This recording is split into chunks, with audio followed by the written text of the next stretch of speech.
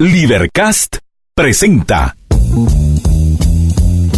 una producción de Libertópolis, donde nuestra misión es promover un mundo de personas libres y responsables en búsqueda de su felicidad. Creamos valor innovando, analizando y transmitiendo información e ideas. Día a día encontrarás los episodios de las emisiones correspondientes a nuestros programas. Contravía, todo a pulmón. Contravía por la tarde, más negocios y Liberviernes.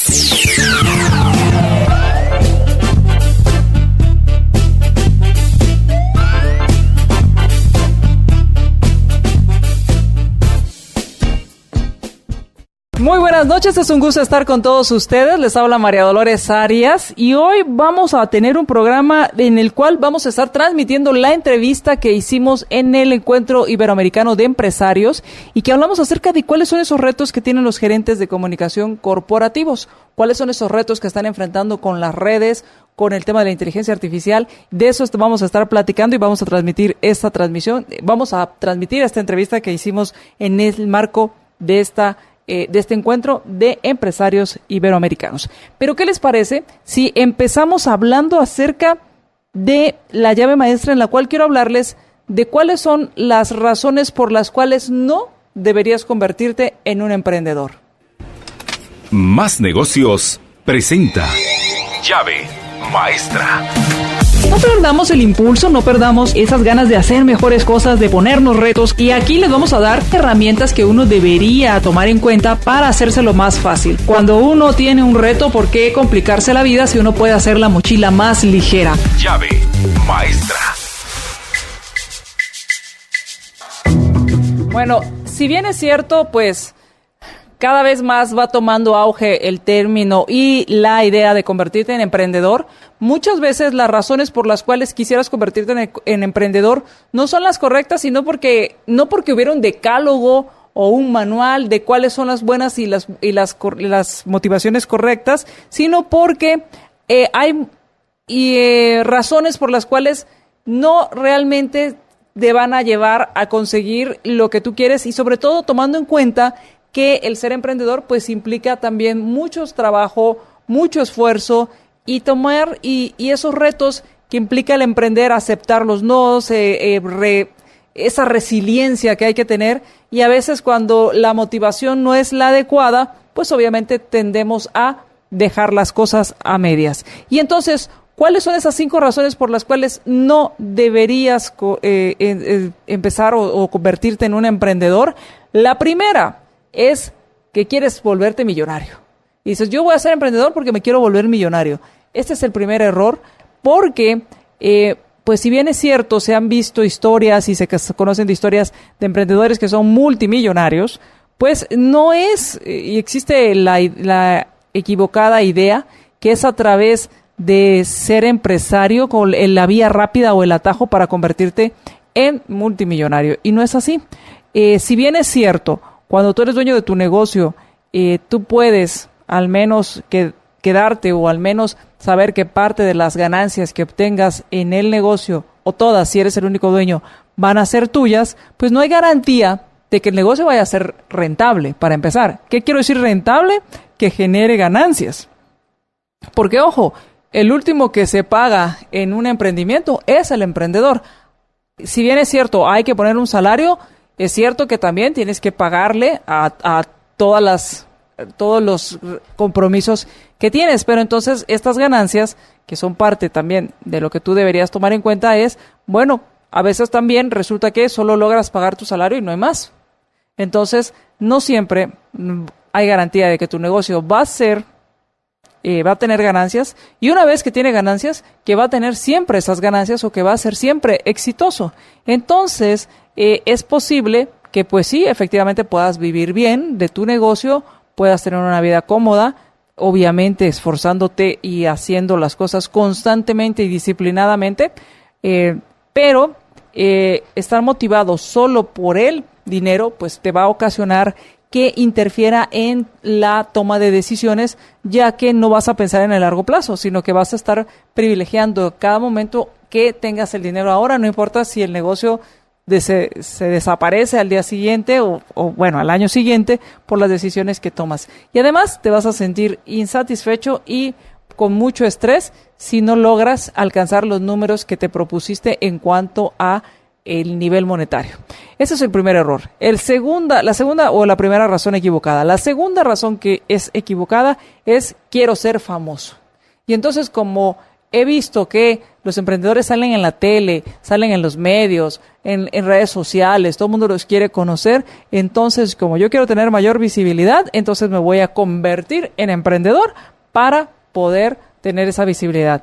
Y si bien es cierto, hay emprendedores que basan su parte de su estrategia de mercadeo en la exposición en los medios, esto pues también va a requerir de ti tiempo que dejes de hacer cosas que están relacionadas con el negocio para poder atender y mantener, no solo atender, sino mantener tu exposición a los medios.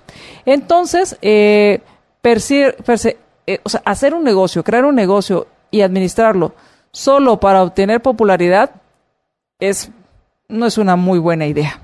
Así que, como te decía, te va a requerir mucho tiempo. Otro de las ideas equivocadas es que vas a tener vacaciones ilimitadas.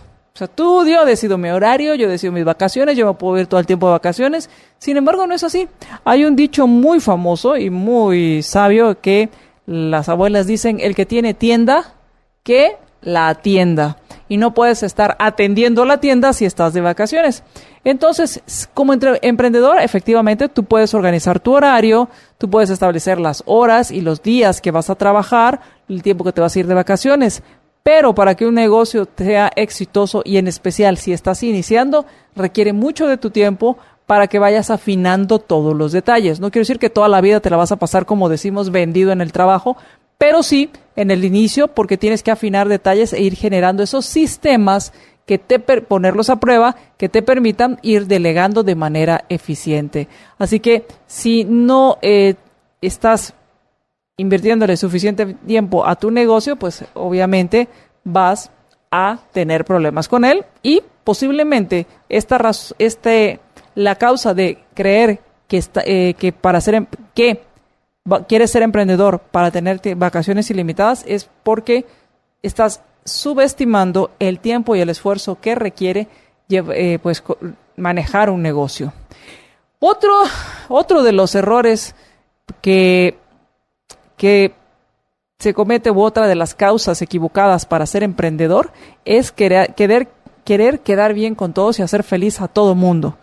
Esta mentalidad en el cual quieres que todos sean felices, que haya un ambiente positivo en todo, que haya un gran equipo, que tus empleados sean muy felices, tus clientes también, y bueno, esto, si bien es cierto, es lo que uno aspira, pues obviamente va a haber conflictos y va a haber algunas asperezas.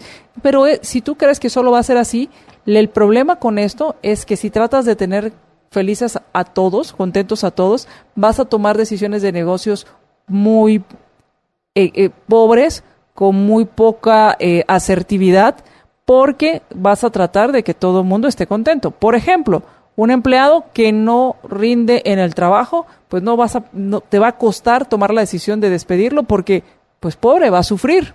Un cliente que no es rentable, que te genera muchos gastos, que no está dispuesto a pagar lo que está pidiéndote, pues tú vas a tener problemas en decir ya no o en poner un precio y mantenerte porque pues quieres que él esté contento y porque tú ya le tomaste cariño. Entonces, ojo, emprender o empezar un negocio porque quieres hacer feliz a todos o a los demás, pues no es una muy buena razón, porque al final, como dueño de un negocio, tu principal responsabilidad es tomar decisiones correctas para tu negocio. Y si tienes personas empleadas, pues mucho más, en cuanto a que tu principal responsabilidad es tomar esas decisiones correctas para cumplir con los compromisos que has contraído con quienes has contratado y que además ese negocio se mantenga para poder seguir generando ese dinero con el cual pues honres los contratos que has hecho con la gente que has contratado. Y la otra razón equivocada para iniciar un negocio es, pues a ver qué pasa, hagámoslo a ver qué pasa. ¿por qué no? Podemos hacerlo. Y entonces aquí realmente no hay una motivación específica, solo tienes la idea de que cualquiera puede ser dueño de un negocio y pues si es cualquiera, pues yo también puedo. Y dices, ¿por qué no? Voy a hacer un negocio sin ninguna otra razón específica, solo porque puedes. ¿Y qué pasa? Que como crees que solo porque puedes y no estás enfocado, pues empiezan las primeras preguntas.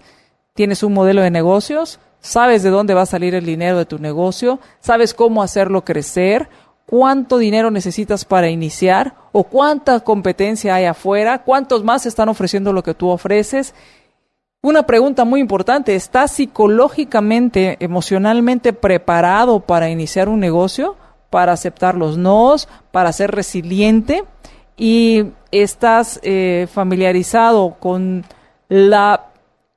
toda la tecnología y toda la información que hay alrededor de tu industria. Bueno, por lo general, pues no, porque al final solo estás probando.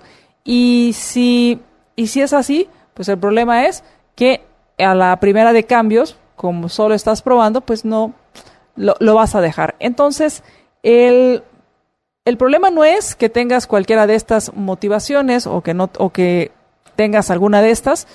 El problema es que tengas solo una, que en esa sea la que te motive, porque si tienes una combinación, que por ejemplo es, quiero ser rico, pero también quiero tener un buen equipo de trabajo porque quiero tener mi negocio, ser dueño de mi negocio y trabajar con un equipo que yo elija. Entonces, tus motivaciones pues se van a ir soportando una a otra.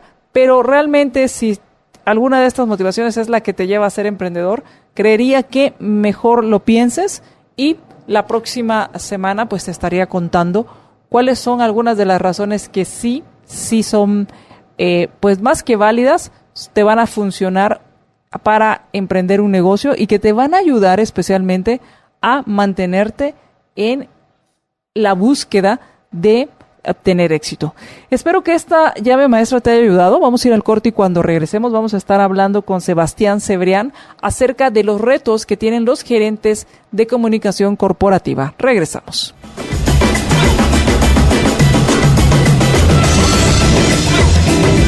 Más Negocios presentó Llave Maestra. Llave Maestra. Las herramientas más completas para enfrentar nuestro actual mundo competitivo. Llave Maestra. Ahora puedes ver todos los programas de Libertópolis por Facebook Live. Facebook.com/Libertópolis. Transmisiones de Libertópolis por Facebook Live en directo. Disfruta de nuestros programas y dale compartir.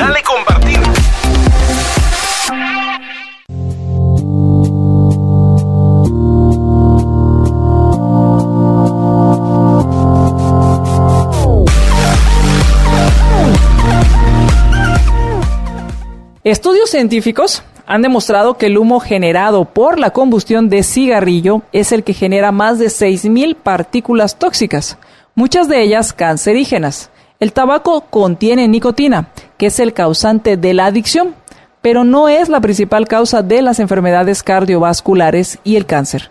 Philip Morris International nos ha compartido esta importante información y, si quieres saber más sobre su propuesta de un futuro libre de humo, visita la página en facebook.com/futuro sin humo.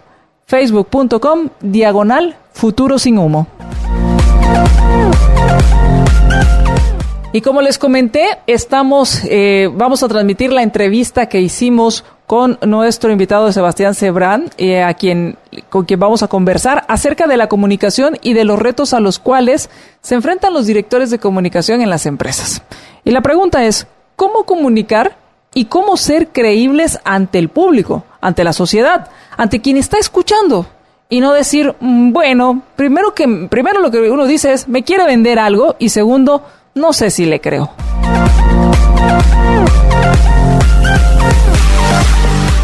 Los directores de comunicación ya no solamente comunican, sino que ahora tienen una nueva faceta que tiene que ver con la escucha activa. Se convierten en las antenas de las organizaciones, entendido como que es tan importante comunicar lo que se hace cómo interpretar qué está ocurriendo, analizar el entorno y ponerlo al servicio de las organizaciones para actuar de acuerdo a lo que el cliente te solicita, a lo que la sociedad civil te solicita. En ese sentido, pasamos a ser influenciadores del comité ejecutivo de las organizaciones. Más que comunicar lo que se hace, pretendemos convencer a las organizaciones que deben adecuarse a las normas, a los comportamientos, a la compliance, a la gobernanza, que es lo que nos están pidiendo nuestros clientes, que es lo que nos está pidiendo la sociedad civil. Ese es el nuevo entorno. Las empresas nunca han tenido tal nivel de exposición como ahora.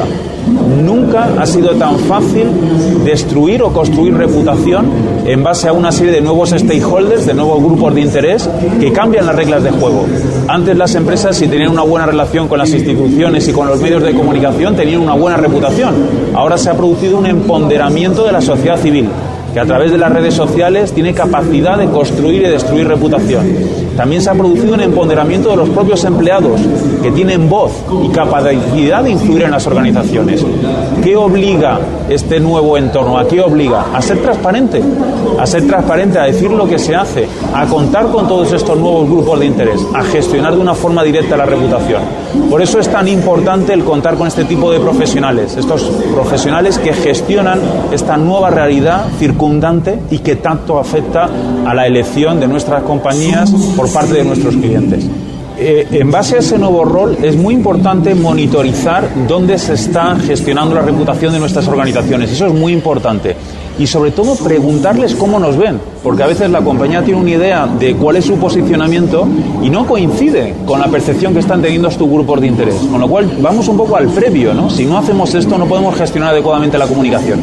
Una vez que tengamos esa información necesitamos mucha analítica de datos, mucha monitorización y en base a eso podemos definir nuestro plan de comunicación. Eso es muy importante. Fíjate, los directores de comunicación cada vez comunican menos. Nosotros lo que debemos hacer es identificar dentro de la organización qué debe comunicar, cómo hacerlo, cuándo, con qué mensajes. Esa es nuestra función. Somos más estrategas que meros comunicadores, ¿no? Yo creo que en parte es este nuevo rol de las grandes tendencias de hacia dónde está evolucionando la gestión de la reputación. Porque un último tema que te quería comentar es que es imprescindible que seamos capaces de medir la reputación de nuestras organizaciones.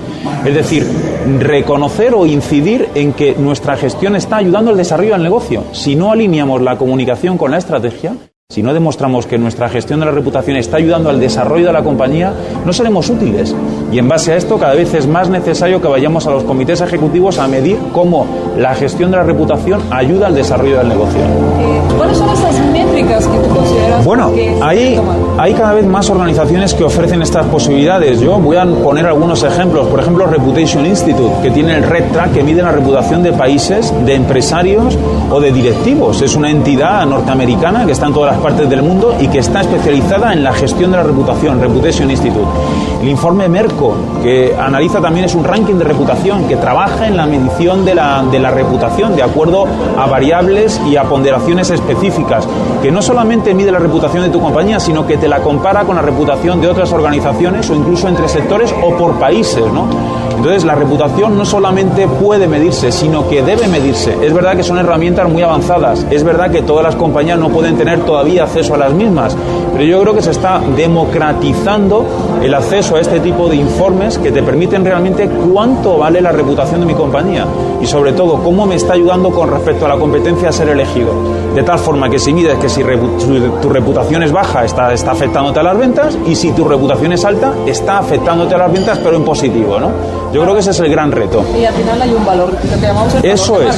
de marca. Debemos dejarnos los cuentos y estar más en las cuentas, ¿eh? Eso es muy importante de cara a esa gestión, ¿eh? ¿Cuáles consideras que son las habilidades o las características que debería tener un director de comunicación? Es una excelente pregunta porque nuestro perfil competencial, el perfil competencial de los directores de comunicación ha cambiado, ha evolucionado mucho.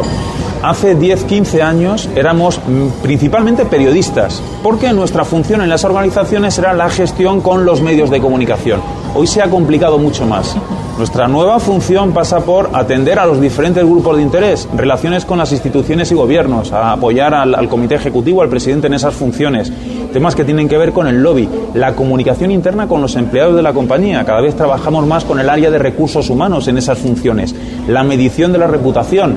el entender el funcionamiento de una organización.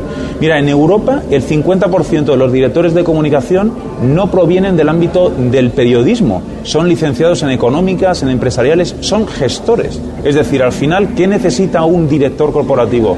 Pues un conocimiento de la empresa. Debe ser un directivo por encima de todo, porque maneja presupuestos, porque gestiona personas y porque se sienta en el comité ejecutivo al lado del director financiero, del director de marketing o del director de operaciones. Y para estar sentado ahí tienes que tener un perfil directivo, capaz de aportar valor al desempeño, al desarrollo, a la toma de decisiones de las organizaciones. Con lo cual, yo diría o lanzaría un mensaje que es formación, formación, formación. Yo provengo del ámbito periodístico, pero honestamente creo que ya no es suficiente ser periodista, ya no es suficiente para ser un buen director de comunicación. No te lo garantiza.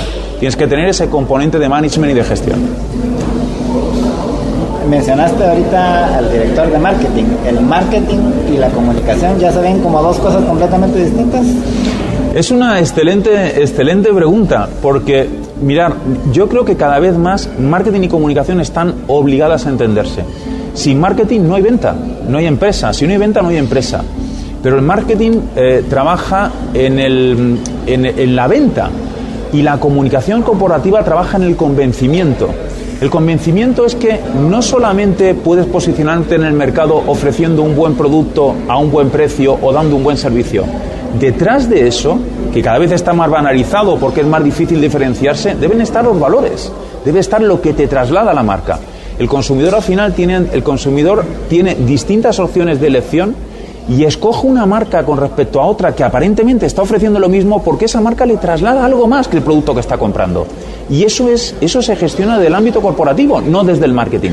El marketing vende, la comunicación convence. Todos los directores de comunicación, no importa de la industria o del servicio que estén dando, deben considerar todos estos elementos que tú hablaste. Totalmente, y cada vez es más normal o más habitual que el director de comunicación de una empresa automovilística sea contratada por una empresa energética o el director de una empresa energética sea contratada por una empresa del sector transportes. Al final, lo importante es tener claro cómo se gestiona la reputación de una organización. Luego, evidentemente, tienes que tener una adaptación, un conocimiento detallado de lo que es el sector. Eso necesitas tiempo. Pero la aplicación práctica de lo que es la gestión de la reputación la puede hacer cualquier directivo. Y hay muchísimos ejemplos de directivos de comunicación que se mueven entre compañías de distintos sectores. Es verdad que algunas otras compañías prefieren fichar a un directivo de la competencia, pero no siempre es así.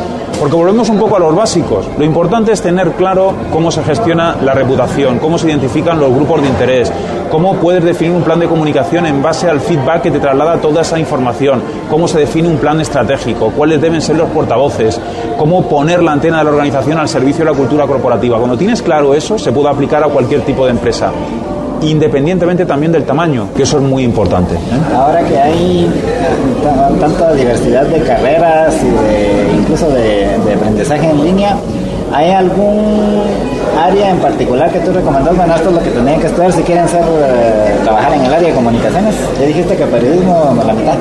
Bueno, mira, ahí hay un gran reto a nivel mundial, que es que fuéramos capaces de prodigarnos en que se pusieran en marcha estudios universitarios, grados, licenciaturas en comunicación corporativa.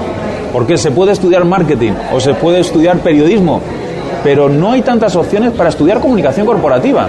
Generalmente ese tipo de estudios son posgrados, entonces realizas una licenciatura en económicas y luego haces un posgrado en comunicación, o en periodismo y haces un posgrado en comunicación. Con lo cual, yo creo que cualquier formación es la adecuada siempre y cuando incorpores un posgrado en comunicación. A ver los hilos, algunos son muy buenos, también es verdad que a veces son muy caros, con lo cual desde aquí reivindiquemos que al final es un tema de países, ¿no? y de compromiso del ámbito académico de los diferentes países que se prodiguen en ayudar a crear grados y licenciaturas en comunicación corporativa, focalizados a gente que quiere trabajar en la comunicación empresarial, no necesariamente en la periodística. Esa podría ser una buena idea. Vamos a ir corto y cuando regresemos me gustaría que habláramos con respecto a esa cultura organizacional, porque un director de comunicación debería entonces alinear esta cultura organizacional con el mensaje que está enviando, porque muchas veces se invierte mucho en comunicar algo y cuando llegas a la hora de la verdad resulta que hay otra cosa. Vamos al corto y regresamos. Estás escuchando Libertópolis.com. para el mundo.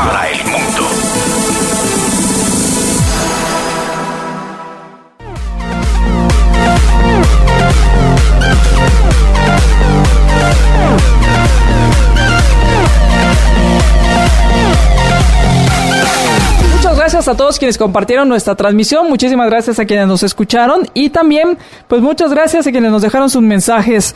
Y pues terminamos aquí la entrevista, espero que les haya gustado y hayan aprendido, sobre todo estando en el tema de la comunicación, cómo comunicar bien. Y quiero aprovechar, bueno, de aquí nos vamos a la San Martín a disfrutar de lo mejor de la San Martín. Pero si usted quiere que llegue a su casa, solo llame al 2215 1515, 2215 1515 y San Martín llega hasta la puerta de su casa si vive en las zonas 9, 10, 14, 15 y 16. Lo mejor de la San Martín a solo una llamada.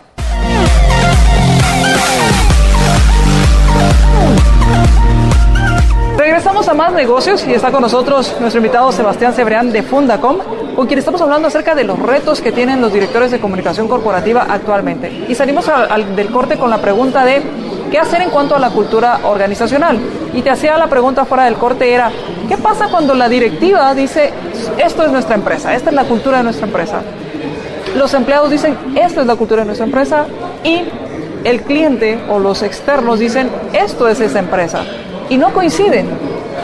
¿Qué hace ahí el director de comunicación? ¿Sale corriendo? No, todo lo contrario. Eso quiere decir que somos necesarios para poner orden en esa faceta. Lo primero es monitorizar y utilizar datos fidedignos, reales, porque muchas veces nos movemos por interpretaciones. Entendemos que somos algo, pero no lo sabemos, intuimos. Hagamos una encuesta de análisis de profundidad. Preguntemos lo mismo a nuestros empleados, a nuestros clientes, al comité ejecutivo, a las instituciones. ¿Cómo nos ven? ¿Qué somos? ¿Cuál es nuestro ADN? ¿Coincide con nuestra visión, con nuestra misión, con nuestro propósito? Cuando tenemos esos datos rigurosos, podemos presentar en el comité ejecutivo, señores, esto es lo que somos y esto es cómo nos ven. Y además, esa percepción puede ser diferente en función de los grupos de interés. Y a partir de ahí tienes que hacer una propuesta. El director de comunicación es el responsable de hacer una propuesta clara sobre cómo alinearse. Porque no tiene ningún sentido que una compañía invierta en comunicación, en publicidad, en un determinado posicionamiento si te están viendo de forma contraria. No puedes decir que ofreces el producto más innovador del mercado si nadie lo ve así. Eso es un fracaso y es tirar el dinero. En ese sentido hay que posicionarse de acuerdo a tus expectativas, a lo que eres, a lo que trasladas y alinear. Y esa es una función del director de comunicación. Cuando estamos alineados es cuando tenemos que definir un plan. Alineado para que los empleados digan lo mismo que los directivos, para que la sociedad civil entienda ese mensaje porque lo percibe tal cual. Esa es nuestra función. Y entonces entra ahí esa parte de coordinación entre las áreas, por ejemplo, recursos humanos, donde es la comunicación interna, la parte de mercadeo, que es la que habla hacia afuera, y la parte donde se comunica a la junta directiva, por así llamarlo. Totalmente. Más que plantearlo como un tema de poder, ese director corporativo que coordina en primera persona o es el máximo responsable de la comunicación interna, las relaciones institucionales o los temas de public affairs, las relaciones con los medios, la comunicación de producto o de marketing. Lo que debemos ser capaces es de trabajar de forma coordinada con la dirección de recursos humanos en la comunicación interna, con la dirección de marketing en la comunicación de producto, con el comité ejecutivo en el posicionamiento corporativo. Es decir, el director de comunicación debe ser como un director de orquesta que haga que todos los públicos de la organización sean capaces de tocar unos instrumentos y que la sintonía suene bien. Es ese facilitador necesario, es ese gestor de la reputación de la organización, y eso es imposible si no tienes alineamiento. Ahora entonces, por lo que me estás diciendo, entiendo que otra de las habilidades es que sea un buen director o administrador de proyectos. Sin duda, por eso comentábamos con antelación que tiene que ser un buen gestor, un buen directivo, porque maneja personas. Gestionar personas es muy difícil, maneja presupuestos, gestionar recursos económicos es muy difícil, debe entender el funcionamiento de una organización, y ese es el nuevo perfil competencial. Nunca la comunicación ha sido tan necesaria como ahora. Eso es un tema muy importante, porque nunca las empresas han tenido tanta exposición como ahora a todo tipo de riesgos. Y yo eso lo convierto en una oportunidad enorme, ¿no?, para los directores de comunicación, para la gente que ama la comunicación corporativa. Somos más necesarios que nunca, pero también tenemos que ponerlo en valor, tenemos que demostrarlo, porque muchas veces no se ficha el perfil directivo o el perfil competencial adecuado y se fracasa en ese intento. Y el CEO o el comité ejecutivo puede tener una percepción errónea de que la comunicación no es un aliado estratégico y precisamente en lo que se han equivocado ha sido en fichar el profesional que tiene que gestionar ese ámbito. ¿Quién es el responsable de definir cuál debe ser, cuál debiera ser la reputación de la empresa, cuál debiera ser lo que vamos a comunicar? ¿Es el comité ejecutivo, es el director de comunicaciones? ¿O? Vayamos más allá. ¿Cuál es el propósito de una organización? Las empresas deberían plantearse cuál es su propósito, por qué existen. Más que poner productos y servicios en el mercado, debes entender tu razón de ser. Si no hay una razón de ser que va más allá de comercializar un producto, posiblemente no debas existir. La gente quiere que las compañías tengan un retorno, un apoyo social a su desempeño, ¿no? Entonces, hay que definir un propósito, una razón de ser, que está incluso por encima de la visión y la misión. Son muchos los agentes que intervienen en ese posicionamiento, los accionistas, que cada vez más están pidiendo modelos sostenibles, eso es muy importante, ¿no? Tus clientes, que te están pidiendo también ese tipo de temas. ¿Quién define el posicionamiento de una compañía? Pues está en el ADN de la propia organización. Cuando se constituye una organización, el propio dueño diseña la empresa que quiere ser y luego deberá ser coherente con lo que le están pidiendo sus públicos, porque si no desaparecerá necesariamente. Evidentemente, los propietarios de las organizaciones son los que definen el posicionamiento de esa organización. Pero ojo, porque no son los que garantizan el éxito de la organización. Si no están alineados con las expectativas de sus clientes potenciales, desaparecerán. Y hablabas respecto a alinearse con los clientes potenciales. Sin embargo, también existe otra... Y cuando te refieres a esto, ¿a qué te refieres específicamente? Porque pensaba en una empresa como Apple, que más que alinearse, les presentaba cosas nuevas que... Y regreso a aquella pregunta de Ford, que si le preguntabas qué quería, aquel frase de Ford, si le pregunto a mis clientes qué quieren, me van a decir un caballo más rápido, y Apple presentando productos diferentes. ¿A qué te refieres con alinearme al cliente? Hay muchísimos tipos de organizaciones. En este caso, Apple es una empresa que genera cosas nuevas que no están demandadas por el mercado. Es decir, la innovación es su ADN. El cliente lo que le pide a Apple es que innove continuamente. Y es lo que esperamos. Exactamente. De Apple se espera innovación. Tienes que sorprenderme. Tienes que crearme nuevas necesidades que ni siquiera existen. Y ese es el mérito de una compañía como Apple. Evidentemente, cada compañía debe tener su posicionamiento. En este caso, Apple es innovación. Y el público lo que espera es esa sorpresa. Ese nuevo tema que ni siquiera existe y que a partir de ahora voy a utilizar y va a formar parte de mi vida, ¿no? Y ahí estaría la alineación con el cliente. Claro, efectivamente. La alineación con el cliente está obligada, es una responsabilidad muy alta, innovar continuamente. No puede copiar nada que haya hecho el resto. Debe innovar, porque si ofrece algo parecido no es Apple, es otra cosa. Y entonces, bueno, su posicionamiento está claro, se llama innovación, se llama sorprender al cliente y se llama crear nuevas necesidades que no existen. Y que se llama el iPad o el iPhone o temas que cuando salieron representaban un nuevo paradigma de la forma de entender la comunicación o la interacción con los demás, ¿no? Hablando del caso concreto de Apple, ¿no? Y ellos se pueden, por decirlo así, una soga al cuello, porque no... ¿Qué pasa si no logran mantener eso? Porque está en su ADN. Es decir, están felices de ser el referente. Otras compañías les copian. Es una responsabilidad muy alta, pero nacieron así. Y ahora, precisamente por una cuestión de coherencia, la gente espera un producto de Apple porque va a aportar algo nuevo y diferente. Sorprendería para mal el que fuera algo ya parecido o que están haciendo otros, ¿no? Entonces, bueno, es un posicionamiento de mercado. Simplemente la gente que trabaja en Apple lo sabe, lo tiene interiorizado. Los ingenieros tienen esa presión a saber que tienen que innovar sobre la innovación. Y eso es lo que hace de esa compañía lo que es, indudablemente, ¿no? Y obviamente toda la comunicación está alineada. Totalmente.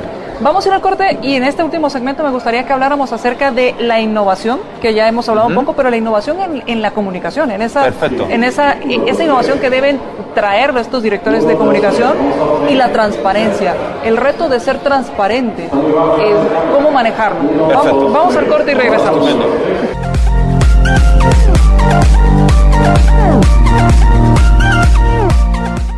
Ahora puedes ver todos los programas de Libertópolis por Facebook Live. Facebook.com/Libertópolis. Transmisiones de Libertópolis por Facebook Live en directo. Disfruta de nuestros programas y dale compartir.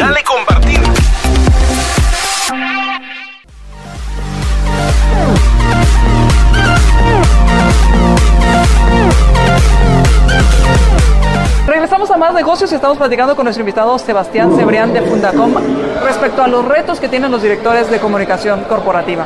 Y te preguntaba al salir del corte, ¿cuál es esa innovación que deben tomar en cuenta o que deben llevar a que en sus actividades los directores de comunicación?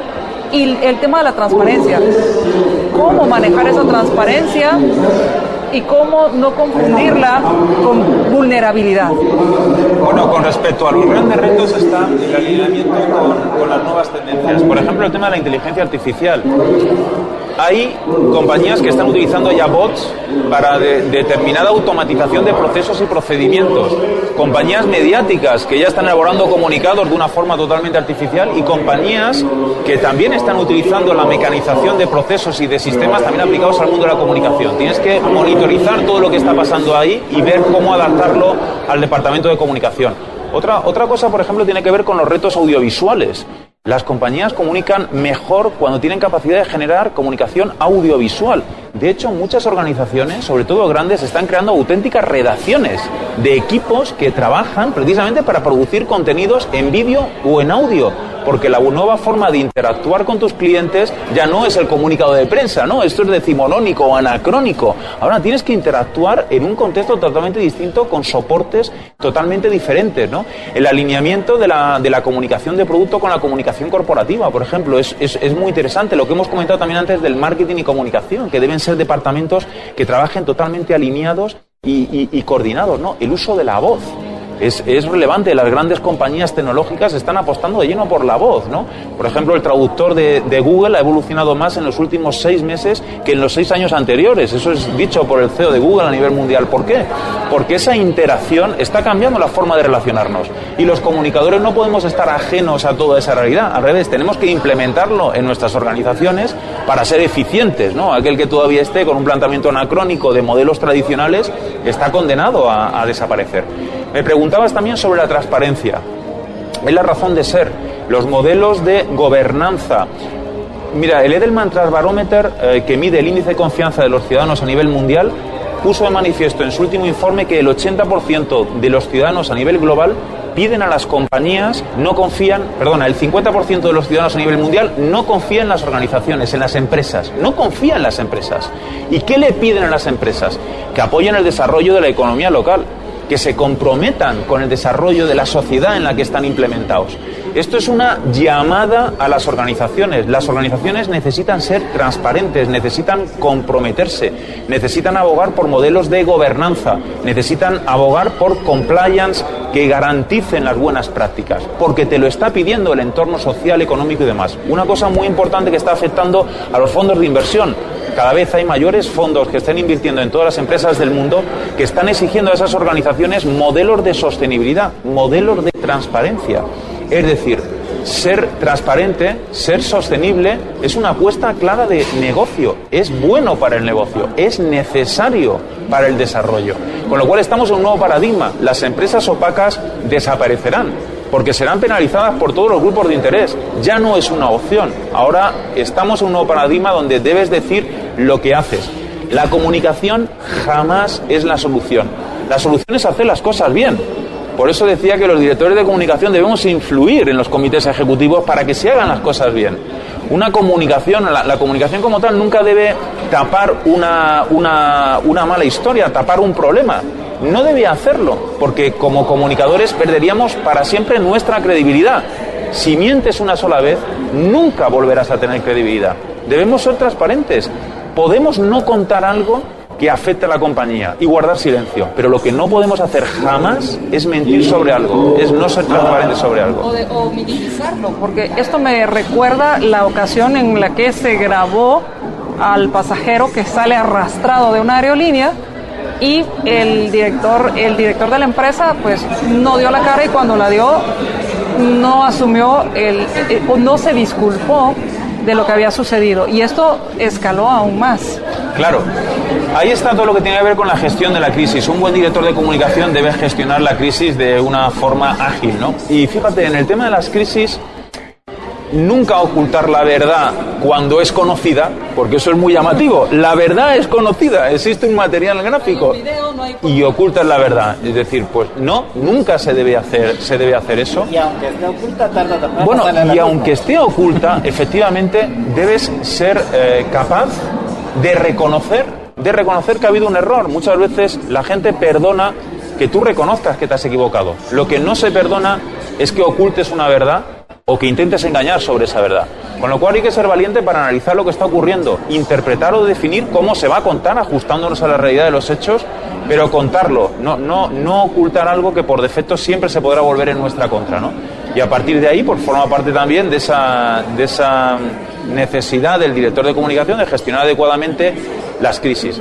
Mirar, hace no demasiado tiempo se trabajaba con lo que era el manual de crisis. ¿Cómo actuar de acuerdo a un procedimiento? Bueno, pues eso forma parte también del siglo pasado. Ahora vivimos en crisis permanente. Vivimos en crisis permanente. Y esa gestión de la crisis permanente es lo que nos hace imprescindibles. Con lo cual, hay que actuar de una forma ágil, intuitiva, estructurada y tener adaptados modelos que no sean demasiado complejos. Porque cada día tenemos una crisis. Las empresas a nivel global, con exposición en cualquier país del mundo, donde todo es interactivo, donde todo es inmediato, nos obligan a estar alerta 365 días al año, 24 horas al día, ¿no? Y ahí entra esta parte de la innovación. Claro, si no tienes monitorizar, si no tienes herramientas adecuadas, si no tienes información en tiempo real, si las máquinas no te ayudan a identificar o interpretar qué realmente es importante o no, porque muchas veces el simple monitoreo de lo que está pasando en una compañía global en redes sociales te haría morir por inanición. El flujo de información es tan brutal que necesitas realmente determinados algoritmos que te ayuden a interpretar qué está pasando y dónde están los verdaderos influencers que pueden afectar o no a la reputación. Hay que tomar decisiones rápidas, ¿no? Y todo eso, evidentemente, es una necesidad en las grandes corporaciones que tienen que dotarse de todas estas herramientas para entender qué se está diciendo de ellas, qué está pasando con su reputación. Si no lo hacen, si no ocurre, pues al final lo que pasa es un problema, ¿no? No se está dotando de los medios necesarios para poder gestionar adecuadamente algo tan importante como es la reputación de tu organización. Y al final, como decís, ahorita básicamente estamos todo el tiempo, probablemente no en crisis, pero con una crisis potencial. Sí, tal cual. El entorno macroeconómico, la interconexión a nivel global, la inmediatez de la información, el empoderamiento de cualquier ciudadano, el nuevo rol de los empleados, todo eso afecta muchísimo a las organizaciones, afecta más que nunca. De hecho, fíjate, las organizaciones ya no son dueñas de su reputación. La reputación la tienen tus grupos de interés. Son ellos los que tienen en su mano la reputación. Por eso hay que trabajar, coordinar y monitorizar todos esos grupos de interés, porque son los que realmente están ganando la batalla de la reputación organizacional. Ya no es una cuestión de que yo controlo lo que digo, cómo lo hago, por qué canal y cómo sale. Eso es un modelo de antaño. Era mucho más fácil la gestión, ¿no? Ahora esto ha trastocado las reglas de juego. Es un nuevo paradigma donde 180 grados hay que gestionar de una forma distinta. ¿Y cómo haces para llegar a todos esos grupos de interés? Bueno, teniendo clara la estrategia, porque como te comentaba antes, lo primero es identificar los grupos de interés. Es lo primero que debe hacer un director de comunicación, porque muchas veces se equivoca cuando entiende, bueno, estoy aquí, voy a definir un plan para comunicar. Un momento. Identifica quiénes son los que tienen influencia en tu compañía, cómo vas a llegar a ellos, cómo vas a adaptar los mensajes, qué canales tienes que hacer. Es un trabajo previo, no sé, debe estar todo como muy planificado. No es lo mismo dirigirte a teenagers que dirigirte a la tercera edad, no es lo mismo dirigirte a público informado que no es lo mismo dirigirte a redes sociales que al mundo de la televisión. Todo eso es muy complejo, pero bueno, esa es la complejidad en la que estamos ahora inmersos los directores de comunicación a nivel global. Y esto me lleva al tema de que otra de las habilidades que tiene un director de comunicación, por lo que voy entendiendo, es también esa capacidad de aprendizaje, de innovación, o sea, de no tenerle miedo al cambio y obviamente de comunicar, poder comunicar también esto a lo interno, porque el hecho de estar haciendo estos cambios y estar expuesto a todas estas a esta innovación, a estos cambios, a esta, yo no digo ataque, pero sí interacción con los grupos de interés, pues también podría generar cierto estrés en el gerente financiero, en el gerente de mercadeo, en el gerente de producción y en todos estos directores que no están acostumbrados a esa interacción. Claro, pero fíjate, ya estamos en un ámbito de management, de gestores. O sea, como te comentaba antes, el director de comunicación al final es un gestor. es un gestor, es un directivo que tiene que tener un perfil competencial acorde a cualquier directivo de cualquier organización, que tiene una alta responsabilidad. Entonces esto está gestionado, esto está asociado a una alta responsabilidad. Es decir, esto no es gestionar un comunicado de lo que ha decidido la organización.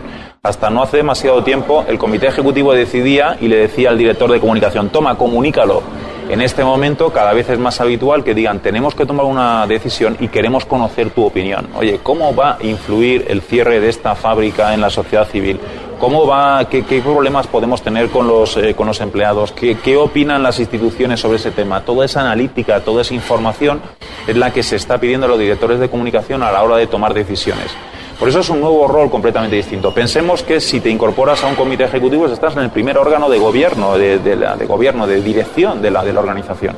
Y ese es hacia donde estamos evolucionando. También te digo una cosa, en el ámbito mundial solamente en el 25% de las grandes y medianas compañías el director de comunicación o el director corporativo, el Chief Communication Officer, está en el comité ejecutivo. Hay un 75% de compañías en el que no está. Pero la tendencia es a ir incorporando esa figura en ese órgano de decisión, porque muchas compañías lo entienden más como un enfoque más técnico o, por decirlo de alguna forma, le dan menos galones. Hay una cosa que tiene que ver con la responsabilidad. Si no estás en el comité ejecutivo, si no tienes capacidad de decisión o de influencia, pues es difícil que la organización como tal pueda responsabilizar al máximo responsable de la dirección de comunicación de la gestión de la reputación. Tiene que dotarle de medios, de responsabilidad, y tiene que tener un perfil adecuado para ello, ¿no? Al final, ¿cuál es ese perfil?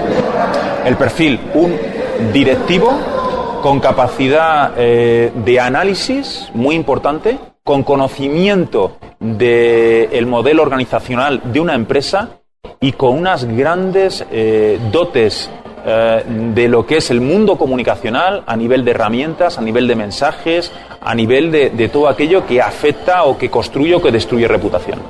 Y ya para finalizar, Sebastián, gracias por tu tiempo. No, faltaría más. ¿Qué consejo le darías a los directores de comunicación? ¿Qué podrían hacer mañana mismo de las cosas que tú nos has contado? ¿Qué consejo les darías? Yo les diría que sean valientes, que tenemos muchísimos riesgos por ese nivel de exposición, pero eso hay que entenderlo como una oportunidad. Que revisen sus procesos, sus procedimientos, que sean capaces de analizar si realmente su compañía o la reputación de su compañía está suficientemente estructurada, analizada, para entender que se está haciendo el trabajo correcto. Porque muchas veces ese análisis, esa identificación de cómo están las expectativas y reputación de la organización es lo que nos permite virar a la organización y lo que nos permite identificar malas prácticas en los procesos y procedimientos. Con lo cual, seamos valientes, analicemos realmente cómo estamos y en base a eso definamos un plan estratégico que comprometa al comité ejecutivo y que permita construir reputación. Y si nos puedes dar la dirección de tu fundación. Sí, Fundacon es una fundación que nace de la Asociación de Directores de Comunicación en España, DIRCON. DIRCON engloba a más de 1.100 directivos de más de 800 empresas en España y crea Fundacon integrando a 12 asociaciones de comunicadores de todo el ámbito iberoamericano. En Chile está la asociación FOCO, en Argentina el Consejo de Relaciones Públicas de la República Argentina, en México tenemos a PRORP, en Portugal a APCE. Hay un llamamiento también. Guatemala, Centroamérica, debería organizarse también desde el punto de vista de la comunicación corporativa. Nosotros animamos a que los profesionales de la comunicación, que son muchos y buenos y que están trabajando en compañías súper interesantes, se organizaran también como colectivo para ser parte de esta red de comunicadores, ¿no? Y ese también es un llamamiento que quiero aprovechar vuestras ondas y vuestra entrevista para decir, oiga, unémonos, vamos a ir más lejos, intercambiemos las mejores experiencias a nivel global, sepamos qué está ocurriendo en otros países, cuáles son las mejores prácticas, cuáles son las herramientas, porque todo eso va a ir en beneficio de nuestras organizaciones. Fundacon nace, y si queréis acabo con esto, con el objetivo de poner la comunicación al servicio de las sociedades iberoamericanas, de las empresas iberoamericanas, utilizando el español y portugués como primera lengua, que es la lengua que nos une a todos. Y ese es nuestro core, potenciar la comunicación corporativa en español y portugués al servicio de nuestros países, nuestras instituciones y nuestras empresas. ¿Y el sitio es?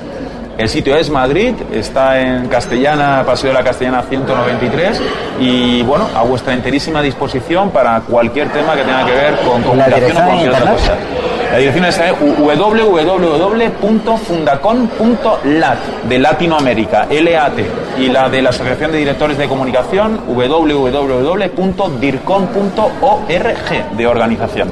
Pues muchas gracias, Sebastián, por tu tiempo. Ha sido un verdadero placer. Enhorabuena por vuestra profesionalidad y conocimiento de un ámbito que no es tan fácil, pero que veo que conocéis a la perfección. Enhorabuena. Muchas gracias. Muchas gracias. Gracias sinceras.